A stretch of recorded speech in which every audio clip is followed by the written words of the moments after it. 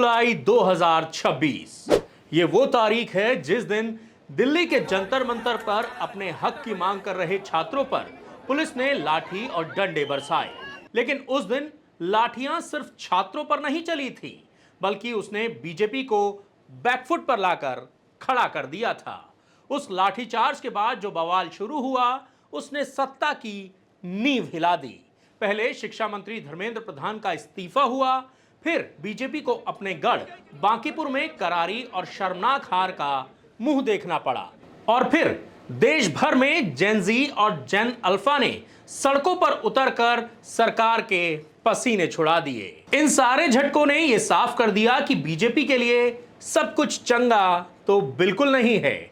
इन सब के बीच आप पार्टी की मनोदशा को समझ सकते हैं, लेकिन इसी राजनीतिक हलचल और चौतरफा दबाव के बीच बीजेपी ने वो कर दिया जिसका इंतजार लंबे समय से किया जा रहा था, और वो था बीजेपी के नए राष्ट्रीय अध्यक्ष नितिन नवीन की नई राष्ट्रीय टीम का ऐलान। नमस्कार, मैं हूं प्रदीप सहगल और आप देख रहे हैं राजपथ। चौतरफा घिरी बीजेपी ने अब ऐसा दांव खेला है जिसे समझना बहुत जरूरी है। कहने को तो यह संगठन का फेरबदल है, लेकिन असल में यह 2027 के उत्तर प्रदेश चुनाव की एक सोची समझी घेराबंदी है।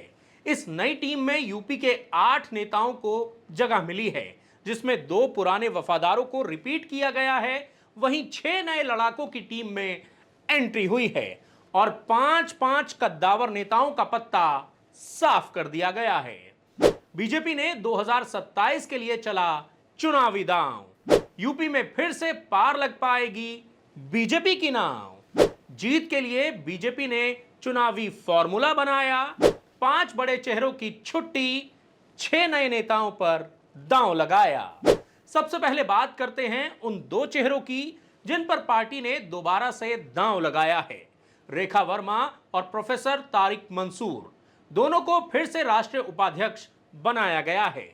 अब सवाल यह है कि इन दोनों को रिपीट आखिर क्यों किया गया है। देखिए, 2024 के लोकसभा चुनावों में ओबीसी वोट बैंक, खासकर कुर्मी समाज का एक हिस्सा खिसक कर समाजवादी पार्टी और कांग्रेस के पाले में चला गया था। रेखा वर्मा कुर्मी समाज से आती हैं और महिलाओं में उनकी पकड़ भी काफी अच्छी है। बीजेपी ने उन्हें बरकरार रखकर कुर्मी और महिला वोटर्स को यह सीधा सीधा मैसेज दिया है कि उनका सम्मान पार्टी में सबसे ऊपर है।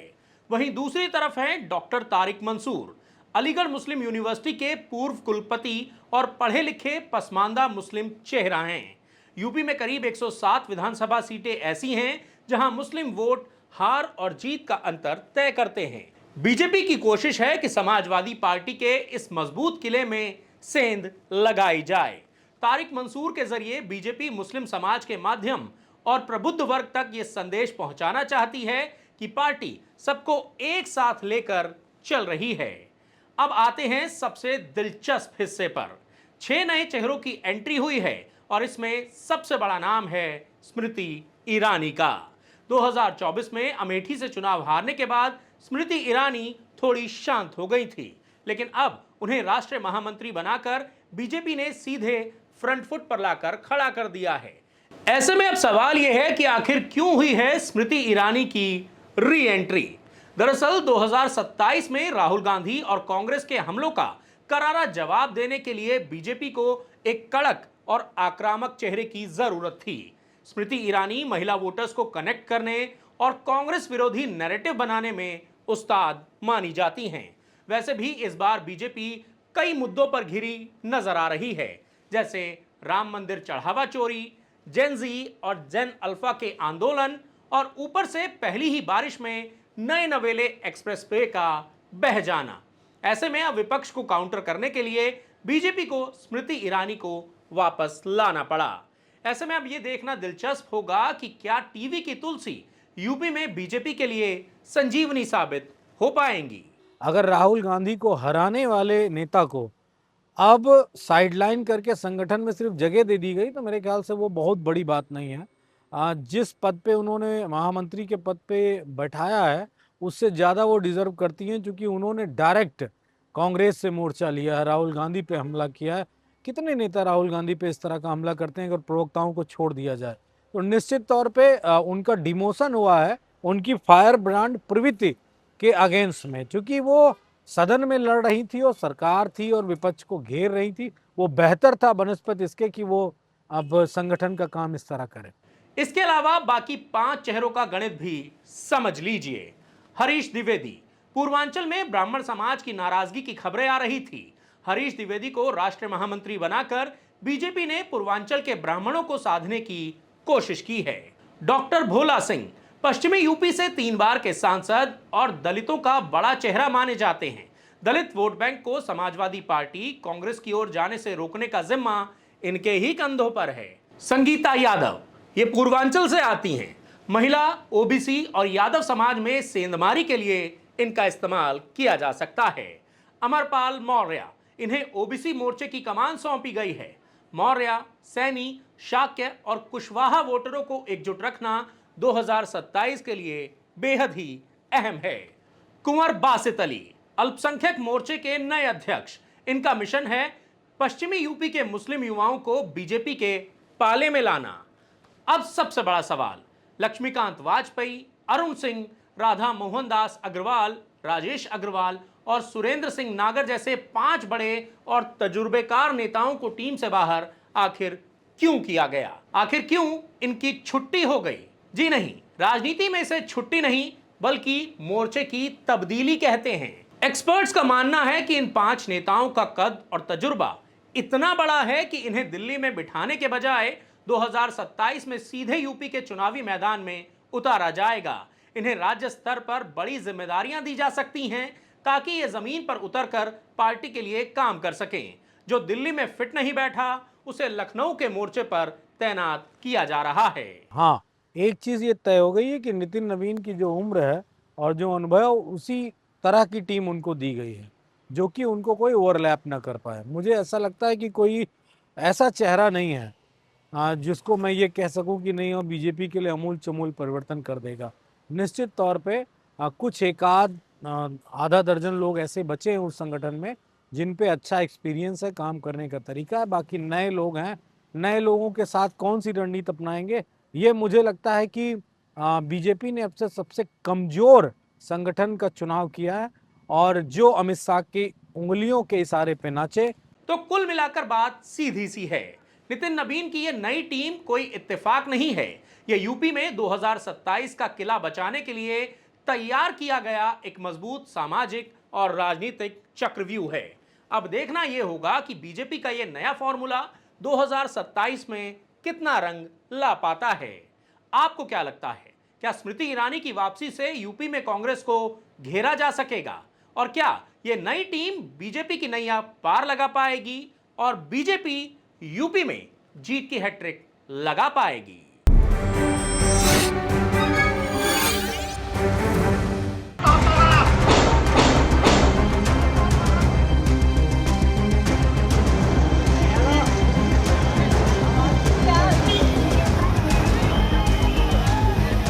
ये तस्वीरें बिहार के पटना की हैं, जहां इस वक्त जबरदस्त बवाल मचा हुआ है। सिवान में छात्र आंदोलन के दौरान AK-47 चलने का मामला अब सड़कों से लेकर सुप्रीम कोर्ट तक गूंज रहा है। नेता प्रतिपक्ष तेजस्वी यादव ने पटना में मार्च निकाला। इस मार्च में क्या क्या हुआ, कैसे कैसे हुआ, वो भी आपको बताएंगे। लेकिन उससे पहले कहानी की शुरुआत करते हैं केंद्रीय मंत्री किरेन रिजिजू के इस बयान से, जिसने इस पूरे मामले में आग में घी डालने का काम किया है। सिर्फ ये बताओ कि गोली किसने चलाया। अरे जब गोली चला ही नहीं है तो फिर किसने चलाया का सवाल कहां से आता है? आप भी इसको समझ सकते हैं कि अगर गोली चलती है तो खून खराबा होगा। आपने किरेन रिजिजू का बयान तो सुन लिया, अब जरा ये तस्वीरें भी देख लीजिए। बिहार के सिवान में कैसे एक पुलिस वाला छात्रों पर AK-47 से गोलियां दाग रहा है। अब सवाल ये उठता है कि अगर गोली नहीं चली तो सड़कों पर इतना बवाल क्यों मचा है? इसी मुद्दे को लेकर आरजेडी नेता तेजस्वी यादव खुद सड़क पर उतरे। तेजस्वी यादव के साथ तकरीबन 5000 समर्थकों की भारी भीड़ भी मौजूद थी। मार्च जैसे ही डाक बंगला चौराहे पर पहुंचा, समर्थकों का गुस्सा फूट पड़ा। कार्यकर्ताओं ने पुलिस की बैरिकेडिंग तोड़ दी और आगे बढ़ गए। इसके बाद जैसे ही भीड़ इनकम टैक्स चौराहे पर पहुंची, पुलिस ने उन्हें रोकने के लिए वाटर कैनन यानी पानी की बौछारों का इस्तेमाल शुरू कर दिया। माहौल इतना तनावपूर्ण हो गया। प्रदर्शन के दौरान कई कार्यकर्ता हाथ में तिरंगा लिए आए थे, तो कुछ लोग सांकेतिक विरोध जताने के लिए लकड़ी की बनी AK-47 लेकर पहुंचे थे। हंगामे और झड़प के बाद पुलिस ने नेता प्रतिपक्ष तेजस्वी यादव को हिरासत में ले लिया। इस जुल्म के खिलाफ हम लोग आगे लड़ाई लड़ते रहेंगे। जेल भेजने से हम लोग डरने वाले लोग नहीं हैं। हमारे भगवान श्री कृष्ण का ही जन्म जो है जेल में हुआ था, और छात्रों के हक और अधिकार के लिए, बेरोजगारी मिटाने के लिए, पेपर लीक रोकने के लिए, पारदर्शिता परीक्षा के लिए, इन सब सारी चीज़ों के लिए, अच्छी शिक्षा व्यवस्था के लिए, अच्छी स्वास्थ्य व्यवस्था के लिए, बिहार को आगे बढ़ाने के लिए, बिहार के भविष्य को बेहतर करने के लिए हम लोग हमेशा आवाज उठाते रहेंगे, लड़ाई लड़ते रहेंगे। तेजस्वी यादव ने बिहार के मुख्यमंत्री सम्राट चौधरी पर निशाना साधा और सवाल उठाया कि आखिर सिवान में निहत्थे छात्रों पर AK-47 से फायरिंग करने का आदेश किसने दिया।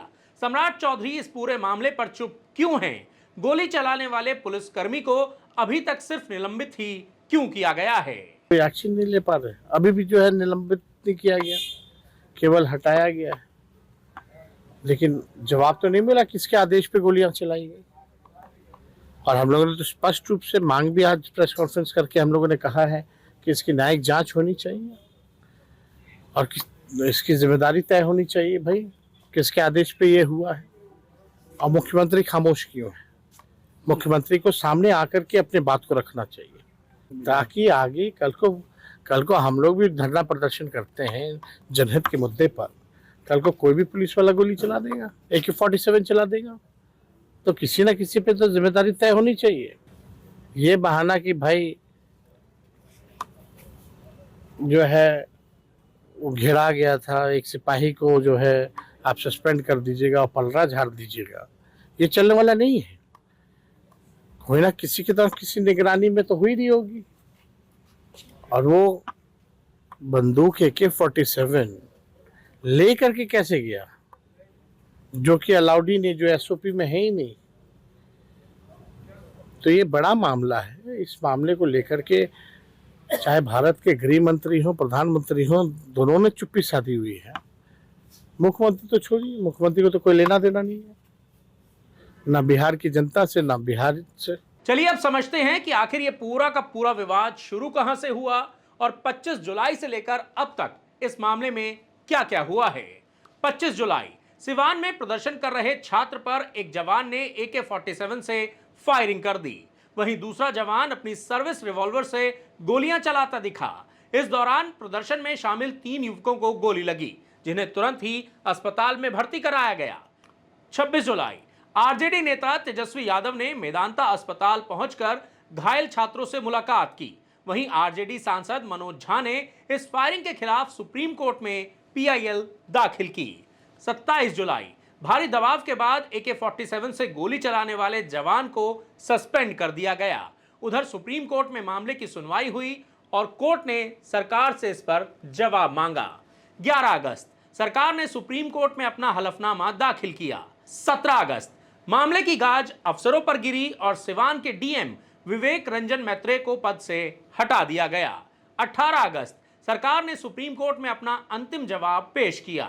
सरकार ने कोर्ट में यह कबूल किया कि AK-47 से 4 राउंड फायरिंग हुई थी, लेकिन साथ ही यह भी दावा किया गया कि छात्रों को AK-47 की गोली नहीं लगी। इसके तुरंत बाद सिवान के SP पूरन कुमार झा का ट्रांसफर कर उन्हें मुख्यालय में अटैच कर दिया गया। तो एक तरफ सरकार कोर्ट में मान रही है कि AK-47 से 4 राउंड की फायरिंग हुई थी, लेकिन दूसरी तरफ यह दावा किया जा रहा है कि छात्रों को AK-47 की गोली लगी ही नहीं। इसी विरोधाभास और पुलिस की कार्रवाई को लेकर विपक्ष आक्रामक है और सड़कों पर उतरकर सरकार से जवाब मांग रहा है।